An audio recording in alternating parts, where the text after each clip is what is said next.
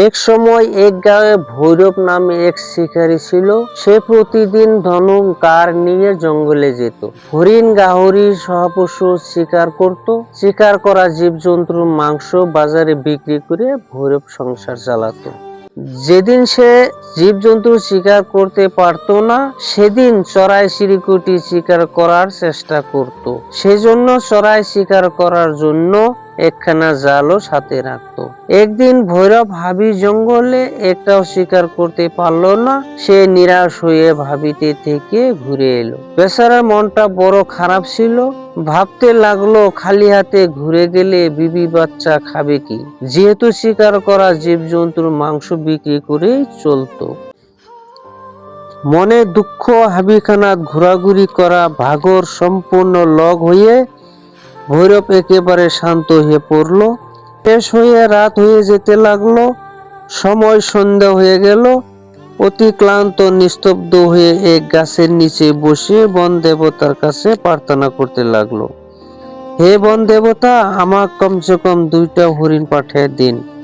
চড়াই শিকার করা জালখানা তার সঙ্গে ছিল। জালখানা এক জায়গায় পাতবে বলে ভাবতে লাগলো।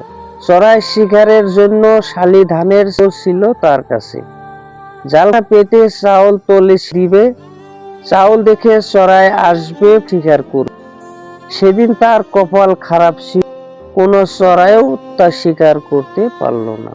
সেই সময়ে পাশে থেকে ঘুত ঘুত এক শব্দ ভৈরবের কানে এলো। শব্দ শুনে ভৈরব চোখ খাইয়া গেল আর চারিদিকে দেখতে লাগলো এই শব্দ আসে কোথায় থেকে। সে আনন্দে মনে হেসে উঠলো আর ভাবলো বন দেবতায় তার প্রার্থনা শুনছে। তার জন্য অবশেষে একটা বনরিয়া শুয়োর পাঠিয়ে দিছে। মাটি খেতে খেতে শুয়োরটা খাদ্য খুঁজতে খুঁজতে একটা ঝোপ থেকে বাইর হইল। এত বড় শুয়োরটা দেখে ভৈরব নিরাশার ভাব দূর হয়ে গেল। এত বড় শুয়োরটা কেটে বাজারে বিক্রি করলে আমার পরিবারের 2-3 দিনের খরচা বাহির হয়ে যাবে। ভৈরব হাতে থাকা জালখানা মাটিতে রেখে ধনুতীর শুয়োরকে মারার জন্য রেডি করলো। শুয়োরটা মাটি খেতে গাছের মূল খেতেছিল। সে ঘুরলেই তীরটা তার কলিজা ছেদ করতে পারবো। তখনও ভৈরব শুয়োরটাকে দেখে নাই। মনের ধারণাতে শুয়োরটা গাছের মূল চাবায় খাইতেছে। হঠাৎ শুয়োরটা মাথা উপর করলে তখন ভৈরবকে দেখা পেল। শুয়োরটা ঘুট ঘুট শব্দ করে রাগ মনে বলল, এই আপদ কোথায় থেকে এলো? ভৈরব প্রস্তুত ছিল। শুয়োরটা মাথা উপরে তোলার সাথে সাথে তীরে তার বুকখানা ছেদ করে দিব। কথা মতে কাজ। মাথা তোলার সাথেই তার বুকে তীর মেরে দিল। শুয়োরটা মাটিতে পড়ে গেল। বনরিয়া শুয়োরটা তীরের আঘাত নিয়েই বিজলির মতো দৌড়ে গিয়ে ভৈরবকে আক্রমণ করলো। বনরিয়া দাঁতাল আর চোখা কঠিন শুয়োরের খুন্দাত ভৈরব বড় কলা গাছের মতো ধারাং করে পড়ে গেল। ভৈরব আর ওঠার কোনো উপায় পেল না। হাত পাও যন্ত্রণাতে ছটবটাতে লাগলো। ইতিমধ্যে সাপ একটা হাবি পার হতেছিল। শিকারীর পায়ের চেপনে পড়ে মৃত্যু হয়ে গেল। শুয়োরটা ছটবট ছটবট করতে করতে মারা গেল। শিকারী যন্ত্রণাতে ছটবট ছটবট করতে করতে মারা গেল। 3 মরা এক জায়গায় পড়ে রইল। সেই জঙ্গলে দীর্ঘবর নামে এক শিয়াল ছিল। সে বড় লুবি আর চালাক ছিল। মুরগি চুর করা মতলবে পাশের গ্রামে চলে গেল।